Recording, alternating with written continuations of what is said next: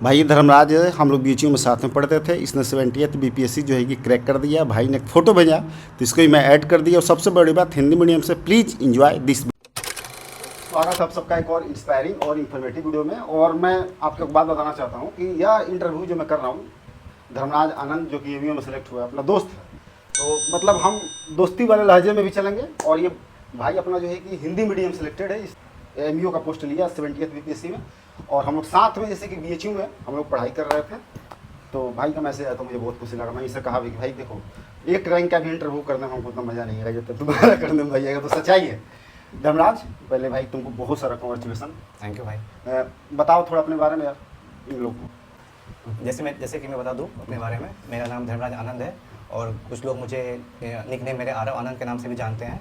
इस बार 17 बीपीएससी में मेरा म्यूनसिपल एग्जीक्यूटिव ऑफिसर के पद पे मेरा चयन कितने हुआ। साल से कर रहे थे तैयारी? मैं कुल मिला के 6-7 साल से तैयारी कर रहा अटेम्प्ट कौन सा था तुम्हारा? था। ये मेरा 5वां अटेम्प्ट था। 5वां अटेम्प्ट। इंटरव्यू? इंटरव्यू दूसरा अटेम्प्ट था। दूसरा इंटरव्यू। मेंस कितने लिखे थे? ये मेरा चौथा मेंस था अभी तक। तो अब हम चलते हैं, ये समझने की कोशिश करेंगे तुमसे कि भाई तुम बीएचयू में थे, तो हम लोग जब साथ में पढ़ाई करते, तो भाई धर्मराज भाई अपना हम लोग बीएचयू में थोड़ा सा लिख से हट के बात कर रहे हैं। इसको भी जानना जरूरी है कि एक ऑफिसर बन जाने के बाद उसके बैकग्राउंड जानना। मैं इसलिए बता रहा हूँ कि बहुत पर्सनल हम लोग है कनेक्टेड। हम लोग जो कैसे भी चले जाते थे, मतलब कि क्लास करने के लिए कुछ भी पहन के, हवाई चप्पल डाल के, लेकिन सबसे स्टाइलिश हम लोग बैच में कोई धर्मराज भाई ही रहता था। पढ़ाई में भी, उसमें ये नहीं है सिर्फ फैशन में ही, तो भाई उसी का नतीजा है, होना भी चाहिए। पढ़ाई और सब फैशन सब साथ चले तो और बेहतर होता है। इतना लंबा संघर्ष धर्मराज, और कैसा मतलब फीलिंग है तुम्हारा इस संघर्ष को, कैसे देख रहे हो तुम? सबसे पहली बात भाई, मैं इसे संघर्ष नहीं मानता हूँ, एक जर्नी कह सकते हैं इसे, जिसमें बहुत सारी चीज़ें सम्मिलित हैं। चाहे आप उसमें बहुत ऐसी जगह होती है जहाँ आप मोटिवेट होते हो, जहाँ आप डिमोटिवेट होते हो, सारे फेज को लेते हुए आप जब इस जर्नी में आगे बढ़ते हो, अंततः आपको सफलता मिलती है। इस दौर में से कई बार चरण आए जहाँ हमें ऐसा लगा कि अब शायद नहीं हो पाएगा, फिर मैंने वहाँ से रीस्टार्ट किया था और अंततः मुझे सफलता मिली। ये बताओ कि कोचिंग वगैरह कोई सीन रहा? जैसे कि इसका बुक भी है, ये भाई बुक भी लिखा है, एक एडिटोरिया से लिखा हो ना, मैगजीन है ना? हाँ, मैगजीन है। मैं उसके बारे में बताओ थोड़ा। हाँ, मैं एडिटोरिया में एज ए मेंटोर और एज ए कंटेंट राइटर भी रहा हूँ, तो उसमें मेरी भूमिका रही है, चाहे कहीं कंटेंट लिखने में रही या फिर मेंटरशिप में रही है। तो एक तुम क्या बता रहे थे ना कि ईयरली कोई तुम्हारा उसमें कंट्रीब्यूशन था? तो करंट अफेयर्स मैगजीन आती है, तो उसमें भी मैंने काम किया था। एडिटोरिया की बुक जो बहुत अच्छी करंट अफेयर्स की बुक आती है। तो तुम एडिटोरिया से जो जुड़े, तो मतलब कि मनी कंस्टेंट के चलते सेट होना चाहते थे, या फिर मतलब कि वहाँ कनेक्ट होके अपना लर्निंग स्किल को और स्किल को बीपीएससी के लायक और आगे बढ़ाना चाहते थे? मतलब क्या था वो? पहली बात कि मैं बीपीएससी का अभ्यर्थी रहा हूँ, लगातार एग्जाम दे रहा हूँ। हाँ। और बीपीएससी एडिटोरिया में जुड़ने का मेरा मेन मकसद था कि मैं पढ़ाई के साथ साथ अपना जो भी खर्च, स्वयं का खर्चा है, मैं खुद उठा सकूँ। और बीपीएससी में जब मैंने ज्वाइन किया था as a mentor, as a content writer Editoria में, तो मुझे बहुत ज़्यादा मदद मिलती थी, खुद की पढ़ाई भी मदद मिलती थी और जो मैं कंटेंट राइट करता था उसमें मिलती थी। अच्छा, एक बात बताओ भाई, इस बार हिंदी मीडियम का रिजल्ट मतलब उतना बेहतर नहीं है जैसे पिछली बार, इतना बेहतरीन सब रैंक थे या फिर पोस्ट था, मतलब लिस्ट में जो आ गए हैं लोग, जाहिर सी बात है उनकी मेहनत का मतलब कि नतीजा है। बिल्कुल। लेकिन तुमको मतलब ये मन में था पहले से कि जिस तरीके से बीपीएससी में अब आईआईटी वाले चाहे इंग्लिश मीडियम वालों का दबदबा बढ़ रहा है, इसमें कोई शक नहीं है, तो बहुत सारे स्टूडेंट उसमें डिमोटिवेशन वाले दौर में होते हैं कि भाई कैसे हम, मतलब कि हम कैसे उन लोगों से पार पाएंगे। ये कभी आया कि नहीं तुम्हारे मन? आया तो फिर कैसे उसको फेस करा था? जहाँ तक मैं खुद को जानता हूँ, मेरा तो मीडियम हिंदी रहा है हमेशा से, हिंदी। तो मुझे लगता है कि इंग्लिश मीडियम या चाहे हिंदी मीडियम, उसका मैंने कभी लोड नहीं लिया कि किसका रिजल्ट हो रहा है किसका नहीं हो रहा है। मैंने सिर्फ अपने कंटेंट राइटिंग को बहुत अच्छा काम किया, अपने आंसर राइटिंग को फ्रेम बहुत अच्छे से किया है। उसमें डायग्राम, फ्लो चार्ट के माध्यम से, चाहे डेटा पुटिंग के माध्यम से, या फिर ऐसे में अच्छे से लिखना, कोटेशन डालना, अच्छे से राइटिंग स्किल को इम्प्रूव करना। तो मुझे लगता है कि अगर आप ये सारी चीज़ फॉलो करते हैं तो आप इस चीज़ से परे हो जाते हैं कि हिंदी मीडियम का सिलेक्शन हो रहा है या इंग्लिश मीडियम का सिलेक्शन हो रहा है। आपके राइटिंग में वो दम है, वो क्वालिटी है, तो आपका सिलेक्शन निश्चित ही होगा और इसका ज़्यादा प्रमाण में आपके सामने उपस्थित बिल्कुल होगा। बिल्कुल। ये भाई मतलब धर्मराज के आया ये मैसेज, ये मुझे व्हाट्सएप, तो मुझे बहुत खुशी हुई कि भाई अपना मतलब कि एक दोस्त जो है उससे बात करने में मजा आएगा, और सारी चीज़ें हम बात करेंगे, मतलब कि आप लोग एकदम डिप्थ में हम लग जाएंगे। 5 अटेम्प्ट बहुत बड़ी चीज़ होती है, एक्सपीरियंस तो इसने बहुत कलेक्ट कर लिया है। धर्मराज, एक बात बताओ कि भाई जब तैयारी स्टार्ट की है तो बीएचयू में होना, बिहार की यूनिवर्सिटी की हालत बहुत ख़राब है, इसमें कोई शक नहीं है। यहाँ यूनिवर्सिटी में पढ़ाई नहीं होती, उस तरीके का माहौल नहीं होता, एम्बियंस नहीं होता। हम बीएचयू में जब रहे हैं तो वहाँ के कलर टाइप के एम्बियंस है, इतनी बड़ी लाइब्रेरी, फैकल्टी इतनी अच्छी अच्छी, तो स्टूडेंट के मन में ये भी होता है कि भाई सेंट्रल यूनिवर्सिटी वाले पढ़े हैं, इनके लिए कौन सी बड़ी बात है है ना। तो यहाँ के जो स्टूडेंट हैं इस बिहार में रहने वाले यूनिवर्सिटी में कि जहाँ पे मतलब कि धूल फाक रहा है क्लासरूम, तो उनके दिमाग में ये चलता है कि भाई हम नहीं उन लोगों से कर पाएंगे कम्पीट। इसको कैसे देखते हो तुम, क्या कहना चाहोगे, तुमको कितना फायदा मिला बीएचयू का?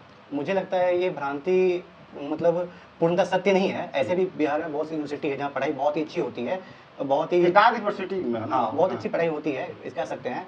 बाकी जो यहाँ की कॉलेज व्यवस्था है उस पर थोड़ा सा प्रश्न चिन्ह हमेशा से खड़ा रहा है। जहाँ तक बात है सेंट्रल यूनिवर्सिटी की, तो उसमें कुछ मूलभूत सुविधाएं बहुत ही अच्छी होती है, जैसे क्लासरूम आईटी क्लासरूम होता है और रेगुलर क्लासेस होती है, जितनी एक्टिविटीज़ होती है एक पढ़ाई का लगभग सारी की जाती है, जितने भी इंफ्रास्ट्रक्चर है, लाइब्रेरी वगैरह, ट्रांसपोर्ट के सिस्टम, सब कुछ बहुत बेस्ट होती है। इसी कारण एक अलग इन्वायरमेंट पैदा होता है वहाँ पे। हाँ, हम लोग को वहाँ अलग टाइप का फीलिंग हमेशा से रहा है। ठीक है, तो तुम जब तैयारी करना स्टार्ट किए तो जैसे हिस्ट्री ऑफ आर्ट वहाँ तुम्हारा ऑनर्स था, हम 2 साल पढ़े थे धर्मराज के साथ हिस्ट्री ऑफ आर्ट, और मेरा चूँकि फ्रेंच लैंग्वेज था। तो कंटेंट जब तुम तैयार या मतलब बीए करने के बाद, ग्रेजुएशन करने के बाद जब तुम लगे प्रिपरेशन करने, पीजी भी किया था तुमने ना? पीजी के दूसरे कॉलेज से। अच्छा, दूसरे पास, ठीक है। तो उसके बाद में कहाँ से कंटेंट गैदर किए, किस टाइप्स के बुक्स थे, क्या नोट्स वगैरह मार्केट से उठाए, क्या मतलब किस तरीके का कंसेप्ट रख के चल रहे थे? तो जैसे मैंने जब पढ़ाई स्टार्ट की थी बीपीएससी की, तो सबसे पहले मैंने पूरा सिलेबस देखा कि सिलेबस के कैसे कहाँ सवाल पूछ रहे हैं। उसके बाद क्वेश्चन का ट्रेंड देखा कि कहाँ से क्वेश्चन आ रहा है हर बार। एक बीपीएससी में ट्रेंड बन गया था क्वेश्चन का कि आप ऐसे क्वेश्चन आ रहे हैं, तो मैंने पर्टिकुलरली कुछ टॉपिक्स को बहुत अच्छे से कवर किया था और एक ही टॉपिक को 4-5 बार कवर किया था। ऐसे ऐसे करके मैंने क्लिप्स नोट्स बनाए थे अपने, और उसी नोट्स को मैं बार बार रिविजन कर रहा था, जिसके कारण मुझे मेंस लिखने में बहुत ही मदद मिली थी। धर्मराज, जब तुम स्ट्रगल कर रहे थे मतलब 5 अटेम्प्ट तक, फिर भी अपने आप को सस्टेन करके रखना, बहुत लोग गिव अप कर देते हैं, मैं ही कर दिया भाई, झूठ क्या बोल रहा है, हम दिल्ली गए थे तैयारी करने के लिए, ये भाई दिल्ली भी नहीं गया, हम यूपीएससी के लिए गए थे, और आज मतलब कि हम इन लोगों का इंटरव्यू कर रहे हैं और ये भाई ऑफिसर बन गया। तो भाई जाहिर सी बात हमसे ज़्यादा उखाड़ा इसने।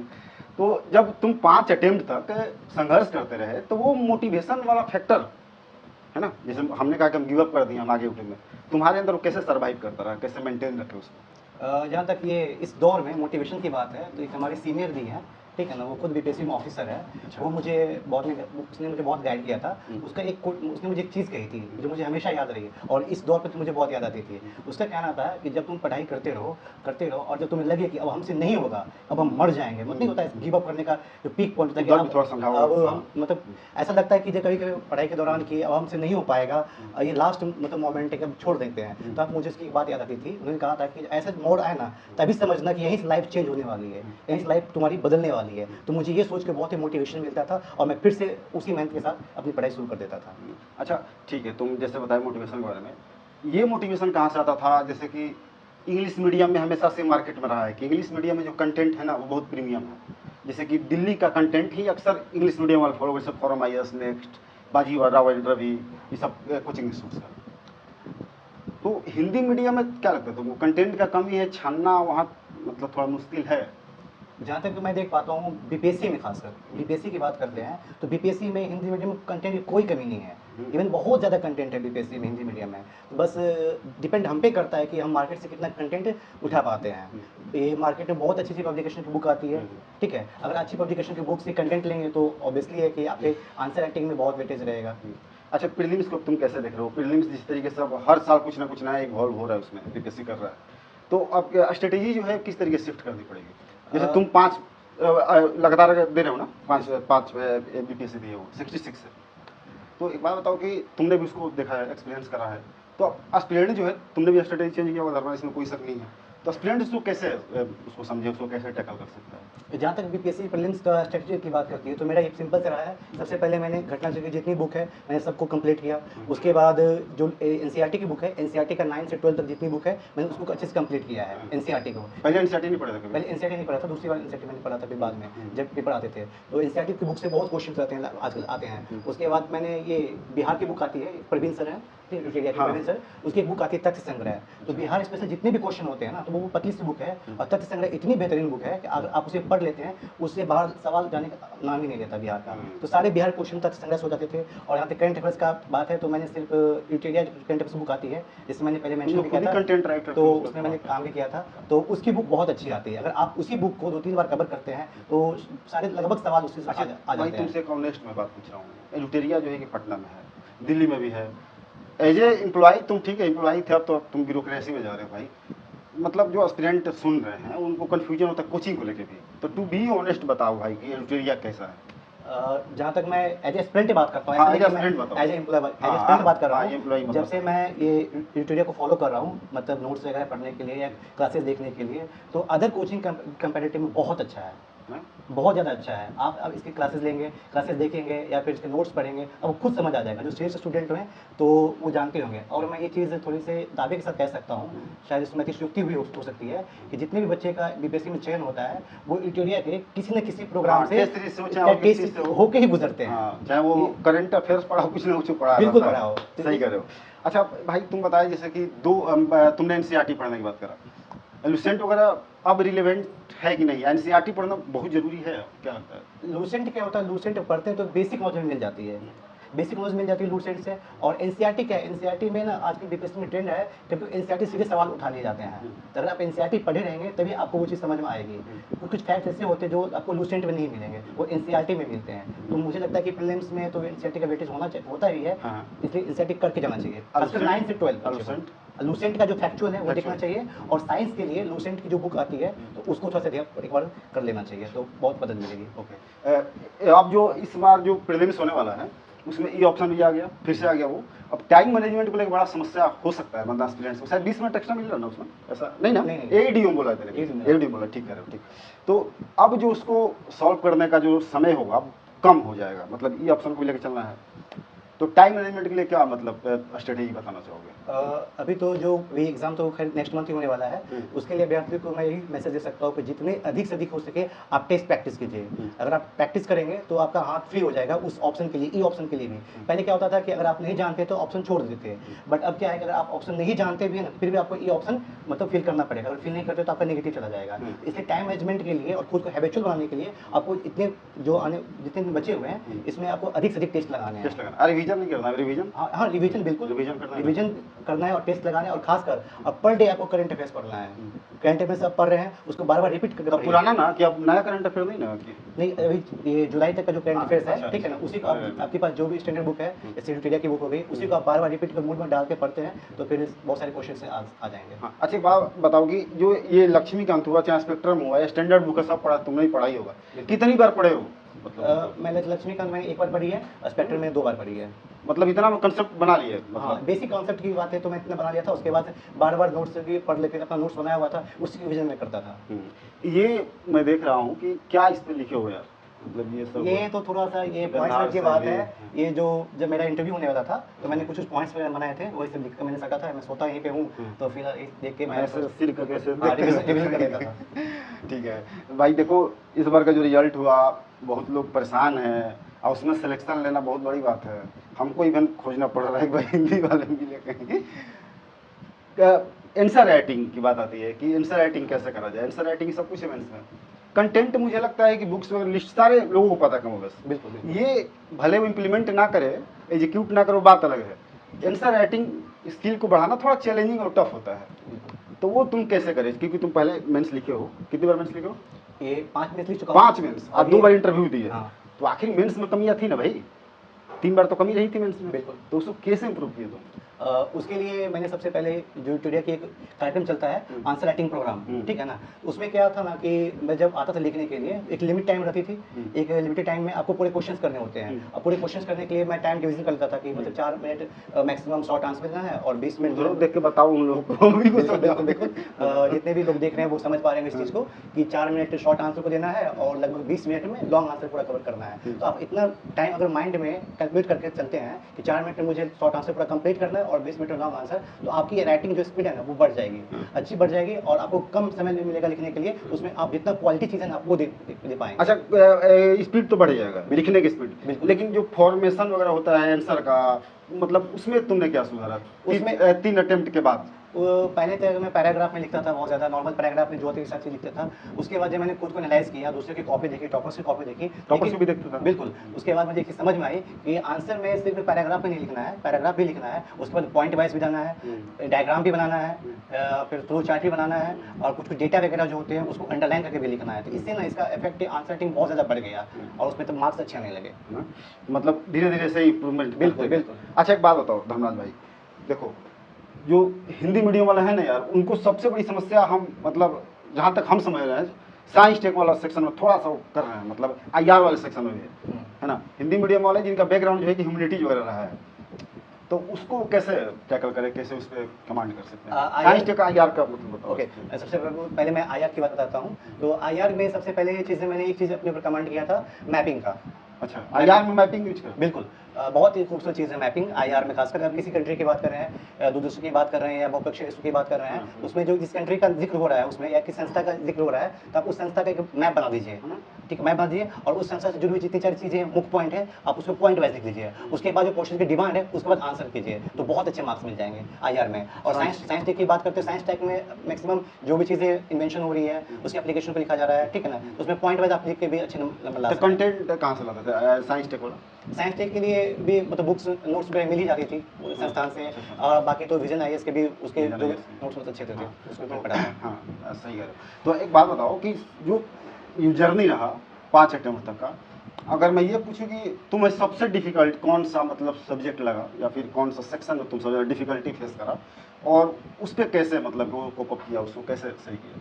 सबसे डिफिकल्ट तो मेरे लिए पहले आईआर लगा था और पॉलिटी, ठीक है। तो पॉलिटी कुछ कॉन्सेप्ट मुझे समझ से परेशानी हुई थी, तो जब मैंने आईआर को पहले एनालाइज किया तो उसमें क्या क्या लिख सकता हूँ मैं, तब समझ में आया कि नहीं मैपिंग आप ड्रॉ करो, उसके बाद उस देश से जुड़ी जितनी चीज़ें ट्रेड वगैरह हो गया, क्या क्या चीज़ उस देश से जुड़ी हुई हमारी चीज़ें हैं उस चीज़ को दर्शाओ, ठीक है, ताकि लोगों को मतलब जो टीचर है पढ़ने के बाद समझ में आ जाए कि इसको दोनों देश के बारे में पता है। उसके बाद क्या पूछा जा रहा है उस पर आप फोकस करो, टू द पॉइंट लिखो, ऐसा नहीं कि राम कहानी कहानी, वैसा नहीं, बिल्कुल भी नहीं, जो क्वेश्चन डिमांड कर रहा है वही लिखने का प्रयास करें। तो इसलिए इस पर कवर कर लिया। फिर पॉलिटी की बात करते हैं, तो फिर मैंने इसमें रिवीजन किया और नोट्स को फिर से एनालाइज किया, उसको पढ़ा, तो मैं समझ गया कि पॉलिटी भी उतनी नोट्स बनाते थे ना। आने वाले समय में जो भी बीपीएससी का एग्जाम होगा, एस्पिरेंट जो क्लियर होंगे उनके लिए सबसे बड़ा चैलेंजेस क्या होने वाला है तुम्हारी नज़र में? बीपीएससी से अभी जो 71वीं का मेंस हुआ था, 71वीं मेंस का जो ट्रेंड अभी आया था मेंस लिखने में, तो 70 से थोड़ा अलग आया था। जो ट्रेंड अब बीपीएससी का जो मेंस का ट्रेंड है वो यूपीएससी की तरफ शिफ्ट कर रहा है, क्योंकि जो शॉर्ट आंसर भी क्वेश्चन होते हैं ना उसमें 2-3 चीज़ों को सम्मिलित किया गया था, और लॉन्ग आंसर में भी बहुत कंसेप्चुअल दिया गया था। इस आधार पर कह सकते हैं कि अब आंसर राइटिंग जो कर रहे हैं हम उसमें थोड़ा सा वेरिएशन लाना पड़ेगा। तो ये बताओ कि किसका ज़्यादा कंट्रीब्यूशन तो इसलिए हर माँ बाप का होता है, इसमें कोई डाउट नहीं है, लेकिन और इस पूरे जर्नी 5 साल तक सस्टेन करके रखे अपने आप को, मतलब और कौन कौन तुम्हें सपोर्ट किया, अगर हम तुमसे जानना चाहते हो? इस जर्नी में तो तुमने सही बताया कि माँ बाप फैमिली हो गए, बुआ हो गए, अंकल हो गए, इन लोग का तो कंट्रीब्यूशन हमेशा से रहा है, नो डाउट। जहाँ तक की बात रही एज एस्पिरेंट, जब मैं प्रिपरेशन के दौर में था तो उस वक्त मेरी महिला मित्र थी जो खुद अभ्यर्थी है, उस पर इंटरव्यू दिया था, अनफॉर्चुनेटली उसका नहीं हो पाया, तो उसने मेरी बहुत मदद की, उससे भी मैं बहुत कुछ सीखा हूँ। उसने मुझे पढ़ाई में बहुत मदद की, कॉन्सेप्ट बहुत जब मैं फंसता था तो मुझे बता देती थी, तो मुझे इससे बहुत मदद मिली थी।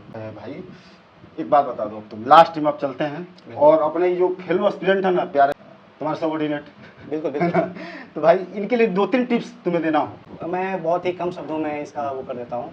3 चीज़ अगर सबने कर लिया कंप्लीट, 3 चीज़, पहला है क्या है, अनुशासन, डिसिप्लिन, ठीक है ना, निरंतरता, ठीक है ना, और खुद पे भरोसा।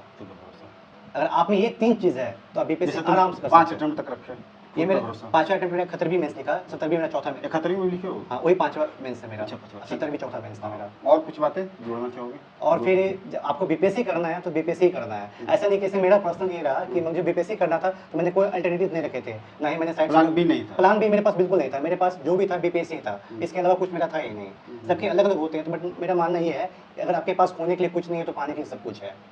इसमें मैं एक चीज़ कह सकता हूँ जितने बेस्ट फ्रेंड उसके लिए, तो कहा जाता है, किसी ने क्या खूब कहा है, मिल ही जाएगी मंजिल भटकते भटकते ही सही, मिल ही जाएगी मंजिल भटकते भटकते ही सही, गुमराह तो वो है जो घर से निकले ही नहीं है। वाह धर्मराज भाई वाह, भाई नाज है तुम पे।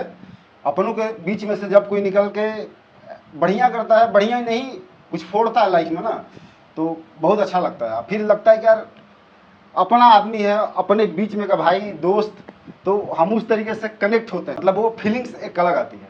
तो धर्मराज बहुत बढ़िया से तुमने बताया सारे स्टूडेंट्स को। आगे जर्नी और मैंने फुल स्टॉप लगा रहे हो या फिर आगे प्रिपरेशन? नहीं, मैं आगे प्रिपरेशन दोगे, करूंगा, मतलब मैं यूपीएससी के लिए ट्राई करो, ठीक है। तो चलो उसमें तुम बेहतर करो, उसकी भी उम्मीद हमें है। जैसे इसकी उम्मीद थी कि भाई धर्मराज सिलेक्ट होगा तो एक दिन हमें बुलाएगा इंटरव्यू देने के लिए। तुम फोन किए तो कह भी थे भाई किसी को इंटरव्यू नहीं देंगे ज्योति, पहले तुमको इंटरव्यू देंगे। तो हाँ भाई हमारे एकदम मतलब एकदम बहुत जल्दी मिलते हैं। तो ये थी जर्नी बीपीएससी में हिंदी मीडियम की, धर्मराज भाई की 5 अटेम्प्ट तक। तो आप लोगों ने सीखा कि धर्मराज भाई किस तरीके से सस्टेन करते हो 5 अटेम्प्ट तक, किस तरीके से स्ट्रेटेजी को चेंज करते हुए, क्या क्या इनके कंटेंट थे, किस तरीके से पढ़ाई करा, किस तरीके से खुद को मोटिवेट रखा। तो डेफिनेटली आपने सीखा, बहुत कुछ सीखा इस वीडियो को लाइक कीजिए, शेयर कीजिएगा। एक और बात बता दूँ कि जो ये देख रहे होंगे आप लोग, और पहले भी देखे होंगे आप लोग, जो ये धर्मराज भाई का वो क्या इंस्टाग्राम ID है, डिस्क्रिप्शन में दे रखा है, या फिर जो ये स्क्रीन पर दिख रहा है उस पर जाकर धर्मराज से जुड़िए।